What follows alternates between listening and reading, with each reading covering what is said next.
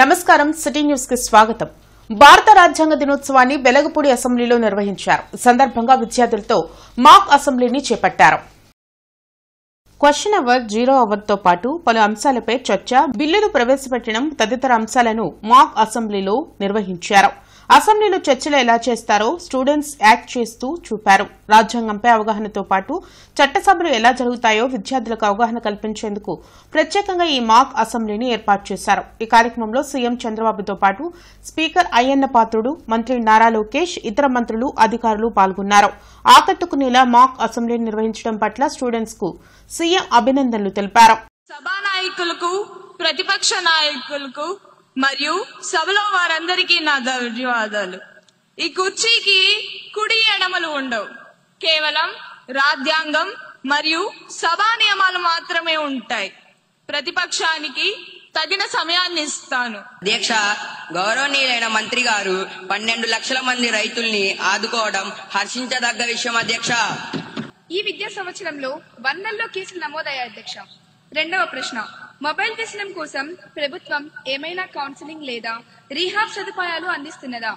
అంటే ప్రత్యేక రీహాబ్ అంటూ ఏం లేదు అధ్యక్ష, కాకపోతే ఖచ్చితంగా కౌన్సిలింగ్ అనేది అందిస్తున్నది.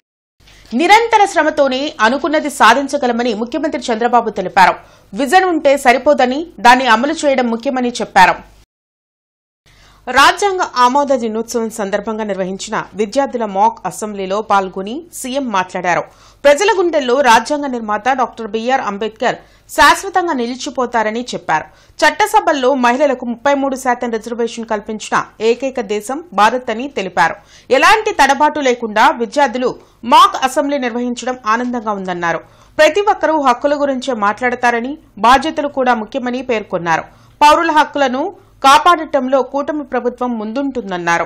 నేను 30 సంవత్సరాల్లో మంత్రి అయ్యాను, 45 సంవత్సరాల్లో ముఖ్యమంత్రి అయ్యా, 4వ ముఖ్యమంత్రిగా పనిచేస్తున్నా. అంటే ఎందుకు మీకు ఈ విషయం చెప్తున్నానంటే, అతి చిన్న వయసులో నేను ఎమ్మెల్యే అయ్యాను. మీరు అతి చిన్న వయసులో, నాకంటే చిన్న వయసులో మాక్ అసెంబ్లీలో ఎమ్మెల్యే పాత్ర నాకంటే సమర్థవంతంగా నిర్వహించాను. నేను ఫస్ట్ టైం అన్నా అటు ఇటు అనుకున్నాను, కానీ ఇప్పుడు మిమ్మల్ని చూస్తే టోటలీ కాన్ఫిడెంట్. ఒకప్పుడు ఇంత కాన్ఫిడెన్స్ ఉండేది కాదు. ఈరోజు అలాంటి ఒక నమ్మకం మీ అందరిలో కనపడుస్తా ఉంది, ఆత్మవిశ్వాసం కనపడుస్తా ఉంది. మా ఎమ్మెల్యేలు చాలా మందిని చూశారని తడబడేవాళ్ళు, మీరు ఒక్కరు కూడా తడబడడం లేదు. నేను పైన కూర్చొని వాచ్ చేస్తా ఉన్నా, నేను అదే పనిగా అందరినీ చూశాను. Wonderful performance. మీ కాన్ఫిడెన్స్ కి మరొక్కసారి అభినందిస్తున్నా. మామూలు కాన్ఫిడెన్స్ కాదు ఇది. 76వ రాజ్యాంగ దినోత్సవం సందర్భంగా ప్రజలందరికీ మాజీ మంత్రి నక్కా ఆనందబాబు శుభాకాంక్షలు తెలిపారు. లాడ్జీ సెంటర్లోని అంబేద్కర్ విగ్రహానికి పూలమాలలు వేసి నివాళులర్పించారు. ఈ సందర్భంగా ఆయన మీడియాతో మాట్లాడుతూ, బాబాసాహెబ్ అంబేద్కర్ దేశ ప్రజలందరికీ అవసరమైన రీతిలో సరళంగా భారత రాజ్యాంగాన్ని రచించారని కొనియాడారు. భిన్నత్వంలో ఏకత్వం చాటిన మహనీయులు అంబేద్కర్ అన్నారు. గత ప్రభుత్వం రాజ్యాంగ విలువలను తుంగలో తొక్కిందని మండిపడ్డారు. కానీ నేడు చంద్రబాబు నాయుడు నాయకత్వంలో అంబేద్కర్ రాజ్యాంగం సక్రమంగా అమలు జరుగుతుందన్నారు. ఈ కార్యక్రమంలో మాలమహానాడు జాతీయ అధ్యక్షులు గోళ్ల అరుణ్ కుమార్, వివిధ దళిత సంఘాల నాయకులు పాల్గొన్నారు. భారతదేశం భిన్నత్వంలో ఏకత్వం కలిగినటువంటి రాష్ట్రం, దేశం. అనేక జాతులు, కులాలు, మతాలు, వర్గాలు, వీటన్నిటినీ ఏకీకృతం చేసే రాజ్యాంగం ఉండటం అనేది చాలా గొప్ప విషయం. ఎందుకంటే మతాలు, భాషలు, రకరకాల మనస్తత్వాలు ఉన్నటువంటి భారతదేశం ఈ రోజున 140 కోట్ల మంది భారతీయులు ఈ రాజ్యాంగం నీడన జీవిస్తూ ఉన్నారు. ఎన్డీఏ ప్రభుత్వం వచ్చిన తర్వాత రాజ్యాంగానికి మరొకసారి గుర్తింపు, గౌరవాన్ని ఇస్తూ రాజ్యాంగ ఆమోద దినోత్సవాన్ని కూడా జరుపుకుంటా ఉన్నాం. ఈరోజు ఎన్డీఏ పార్టీ ఇవాళ కూటమి ప్రభుత్వం చంద్రబాబు నాయుడు గారి నాయకత్వంలో ఇవాళ అధికారంలో రాజ్యాంగాన్ని పరిపూర్ణంగా అమలు చేస్తూ, రాజ్యాంగాన్ని రక్షిస్తూ, ఎప్పటికప్పుడు రాజ్యాంగ రక్షకుడిగా ఈ రాష్ట్రంలో ముఖ్యమంత్రి గారు పనిచేస్తా ఉన్నాడు. గతంలో 5 సంవత్సరాలు రాజ్యాంగాన్ని భ్రష్టు పట్టించారు. కేంద్ర ప్రభుత్వం తెచ్చిన 4 లేబర్ కోడ్లను వెంటనే రద్దు చేయాలంటూ కలెక్టరేట్ ఎదుట వామపక్షాల నేతలు ధర్నా నిర్వహించారు. ఈ సందర్భంగా ఆంధ్రప్రదేశ్ రైతు సంఘం ప్రధాన కార్యదర్శి ప్రసాద్ మీడియాతో మాట్లాడారు. కేంద్ర ప్రభుత్వం అమలు చేస్తున్న లేబర్ కోడ్లను వెంటనే రద్దు చేయాలని డిమాండ్ చేశారు. రైతులకు స్వామినాథన్ కమిషన్ ద్వారా మద్దతు ధర కల్పిస్తామని మోడీ ఇచ్చిన మాట ఏమైందని ప్రశ్నించారు.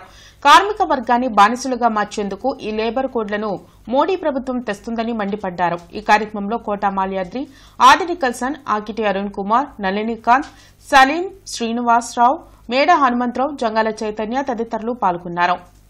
ఇవాళ నరేంద్ర మోడీ ప్రభుత్వం అధికారం చేపట్టినాక అనేక రూపాలలో ప్రజలకి వాగ్దానాలు ఇచ్చాడు. నిరుద్యోగ సమస్యని పరిష్కారం చేస్తామని, ప్రతి సంవత్సరం 2 కోట్ల ఉద్యోగాలు ఇస్తామని ఇచ్చినటువంటి హామీ ఎక్కడికి పోయిందో ఇవాళ సమాధానం చెప్పాల్సినటువంటి అవసరం ఉంది. అదేవిధంగా రైతాంగానికి మద్దతు ధర స్వామినాథన్ కమిషన్ సిఫారసుల ప్రకారం ఇస్తామని చెప్పారు. ఇవాళ స్వామినాథన్ సిఫారసులు అమలు చేయకపోగా 2022 నాటికి రైతాంగానికి డబుల్ ఇన్కమ్ ఇస్తామని చెప్పారు. అది కూడా ఇవాళ అనుసరించేటువంటి పరిస్థితి లేదు.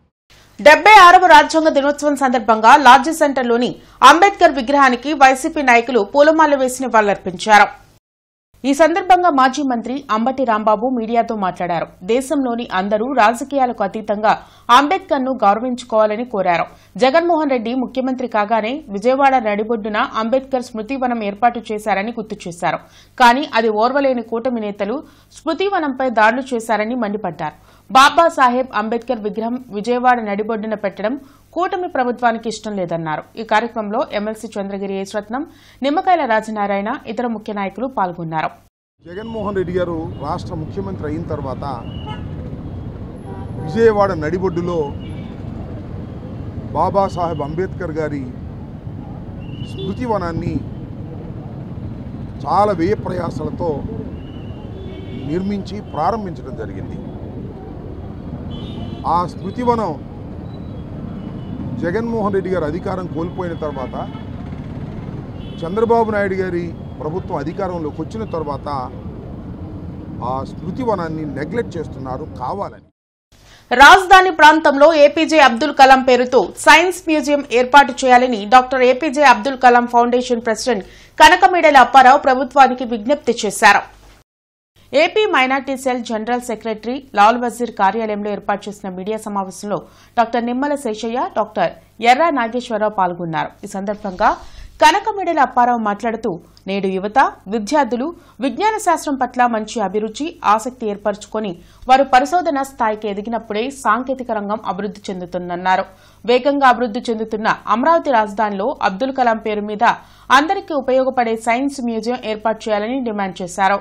ముఖ్యంగా ఈ సైన్స్ మ్యూజియం స్కూల్స్లో ఉన్నటువంటి ల్యాబొరేటరీస్, కాలేజీలో ఉన్నటువంటి ల్యాబొరేటరీస్ పరిమితంగా ఉంటాయి కాబట్టి విద్యార్థులను ప్రేరణ కలిగించడంలో అవి అంతగా ఉపయోగపడవు.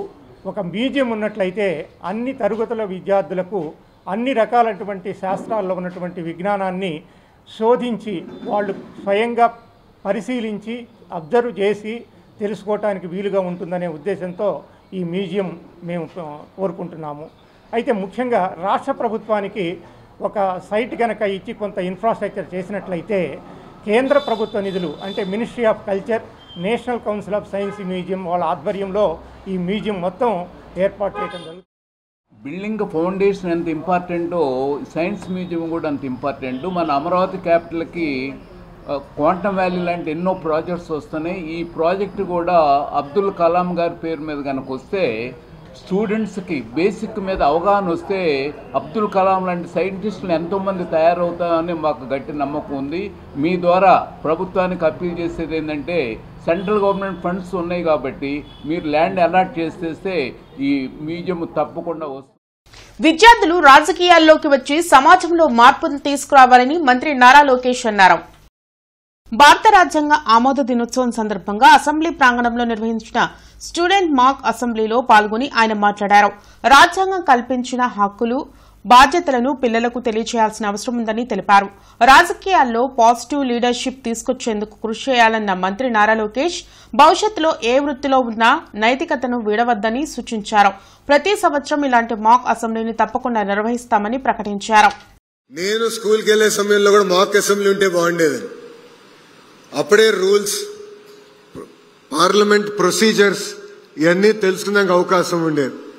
నాకు అవకాశం దక్కలేదు, మీకు ఈరోజు అవకాశం దక్కింది. ఈరోజు మనం చూసింది living class room of democracy. మీరు ఇక్కడ చూస్తే స్పీకర్ని మనం ఎట్లా ఎన్నుకోవాలి, షార్ట్ డిస్కషన్స్ అంటే ఏంటి, కాలింగ్ టు అటెన్షన్ డిస్కషన్ అంటే ఏంటి, జీరో అవర్ అంటే ఏంటి, బిల్స్ ఎలా ఇంట్రడ్యూస్ అవుతాయి, బిల్స్ పైన ఎట్లా చర్చ జరుగుతాయి, ఇవన్నీ కూడా మీరు ఈరోజు చూస్తాం జరిగింది. దీంట్లో అనేక ప్రశ్నలు కూడా మీరే రూపొందించారు, బిల్స్ కూడా మీరే తీసుకొచ్చారు. ఇది కేవలం ఒక్కసారే కాదు, ఎవ్రీ ఇయర్ యాక్టివిటీ చేయాలనేది మన ప్రభుత్వం లక్ష్యం. 76వ రాజ్యాంగ దినోత్సవం సందర్భంగా లాడ్జి సెంటర్లోని అంబేద్కర్ విగ్రహానికి బీజేపీ నేతలు పూలమాలలు వేసి నివాళులర్పించారు. ఈ సందర్భంగా జిల్లా అధ్యక్షులు చెరుకూరి తిరుపతిరావు మీడియాతో మాట్లాడారు. భారత రాజ్యాంగం రచించి నేటికి 76 సంవత్సరాలు పూర్తయ్యాయని చెప్పారు. అంబేద్కర్ రచించిన రాజ్యాంగం అమలు కేవలం బీజేపీ వల్లనే సాధ్యమవుతుందన్నారు. అందుకే అంబేద్కర్ కీర్తిని దేశ నలుమూలలా చాటేందుకు పంచతీర్థాలు ఏర్పాటు చేశారని గుర్తు చేశారు. ఈ కార్యక్రమంలో జిల్లా బీజేపీ నాయకులు పాల్గొన్నారు. ఎన్డీఏ ప్రభుత్వం వచ్చిన తర్వాత, నరేంద్ర మోడీ గారు ప్రధానమంత్రి అయిన తర్వాత అంబేద్కర్ గారికి ఎనలేని గౌరవ ప్రతిష్టలు తెచ్చారు. నాగపూర్లో తీర్థాలని చెప్పి అదొక కార్యక్రమాన్ని తీసుకొని మోడీ గారు అంబేద్కర్ గారికి ఎంత చేసినా మనం తక్కువే అని చెప్పి వారికి ఎనలేని గౌరవ ప్రతిష్టలు తెచ్చే విధంగా ప్రయత్నం చేస్తున్నాం. అలాగే ఎన్డీఏ ప్రభుత్వం వచ్చిన తర్వాత పేద ప్రజలకి, బడుగు బలహీన ప్రజలకి ఎంతో మేలు జరుగుతుంది. అలాగే అందరూ కూడా అంబేద్కర్ ఆశయాలని పాటిస్తూ ఈరోజు ఈ కార్యక్రమం చేసుకోవడం చాలా గొప్పగా ఉందండి. నేడు దేశంలో భారత రాజ్యాంగంపై దాడులు జరుగుతున్నాయని మాజీ మంత్రి రావెల కిషోర్ బాబు ఆవేదన వ్యక్తం చేశారు.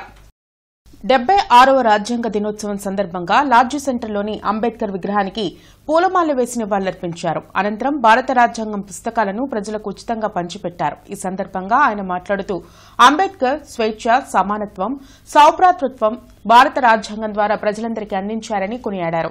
దానికి తూట్లు పొడిచి మరో రాజ్యాంగాన్ని రచించేందుకు మనువాద ప్రియులు ప్రయత్నాలు చేస్తున్నారని, దాన్ని అడ్డుకోవాలని పిలుపునిచ్చారు. ఈ కార్యక్రమంలో వివిధ దళిత సంఘాల నాయకులు పాల్గొన్నారు. ఈ రాజ్యాంగం మనకు రక్షణ, ఈ రాజ్యాంగం మనకు ఒక గొడుగు వంటిది, ఈ రాజ్యాంగం మనకు ఒక బైబిల్ వంటిది, ఖురాన్ వంటిది, భగవద్గీత వంటిది. ఇందులో మన హక్కులున్నాయి, ఇందులో మన విధులున్నాయి, ఇందులో మనకు రక్షణ ఉంది, ఇందులో పాలన ఉంది, ఇందులో సమానత్వం ఉంది, ఇందులో సౌభ్రాతృత్వం ఉంది, ఇందులో సమసమాజ నిర్మాణానికి సంబంధించినటువంటి అంశాలన్నీ బాబాసాహెబ్ డాక్టర్ అంబేద్కర్ పొందుపరిచాడు. సమసమాజ నిర్మాణాన్ని కాంక్షించేటువంటి ప్రతి పౌరుడు కూడా ఈ రాజ్యాంగాన్ని చదివి అవగాహన చేసుకుని ఈ రాజ్యాంగానికి అనుగుణంగా మనం ప్రవర్తించాలి. ఈ రాజ్యాంగానికి సంబంధించిన, ఈ రాజ్యాంగానికి వ్యతిరేకంగా ఏ శక్తులైతే పనిచేస్తున్నాయో ఆ శక్తుల్ని దేశద్రోహ శక్తులుగా పరిగణించి, రాజ్యాంగ వ్యతిరేక శక్తులుగా పరిగణించి మన దేశాన్ని నుంచే తరిమి కొట్టేటువంటి కార్యక్రమం కూడా దళిత బహుజనులు రాజ్యాంగ పరిరక్షణకు పూనుకునేటువంటి ప్రతి ఒక్కరు కూడా చేపట్టాలని చెప్పేసి ఈ సందర్భంగా నగరపాలక సంస్థలో 76వ భారత రాజ్యాంగ దినోత్సవ వేడుకలు నిర్వహించారు. భారత రాజ్యాంగ దినోత్సవం సందర్భంగా నగరపాలక సంస్థ కౌన్సిల్లో జరిగిన కార్యక్రమంలో అంబేద్కర్ చిత్రపటానికి పూలమాలలు వేసి నివాళులర్పించారు. భారత రాజ్యాంగ ప్రవేశికను నగర మేయర్ కోవెలమూడి రవీంద్ర, కమిషనర్ పులి శ్రీనివాసులు విభాగాధిపతులచే చదివించారు. భారతదేశాన్ని సర్వసత్తాక సామ్యవాద లౌకిక ప్రజాస్వామ్య గణతంత్ర రాజ్యముగా నిర్మించుకోవడానికి పౌరులందరికీ సాంఘిక ధర్మము ఆరాధనలో స్వేచ్ఛను అంతస్తు హోదాలోను అవకాశంలోను సమానత్వమును మరియు వారందరిలో వ్యక్తి గౌరవమును జాతీయ ఐక్యతను మరియు అఖండతను తప్పక సంరక్షిస్తూ 76వ రాజ్యాంగ దినోత్సవం సందర్భంగా లాడ్జీ సెంటర్లోని అంబేద్కర్ విగ్రహానికి వివిధ దళిత ప్రజా సంఘాల నాయకులు పూలమాలలు వేసి నివాళులర్పించారు. ఈ సందర్భంగా మాల ఐక్య సేవా సమితి అధ్యక్షులు బండ్లమూడి స్టాలిన్ బాబు, భీమసేన సేవాదళ అధ్యక్షులు నల్లపు నీలాంబరం, మాల మహానాడు జాతీయ అధ్యక్షులు గోళ్ల అరుణ్ కుమార్ మీడియాతో మాట్లాడారు. ఈ రోజు భారత రాజ్యాంగ దినోత్సవం జరుపుకుంటున్నామన్నారు. కానీ నేడు బడుగు బలహీన వర్గాల సమస్య పరిష్కారం సక్రమంగా జరగటం లేదన్నారు. చట్టం ఉన్నవాళ్ల చుట్టంగా మారిపోయిందని ఆవేదన వ్యక్తం చేశారు.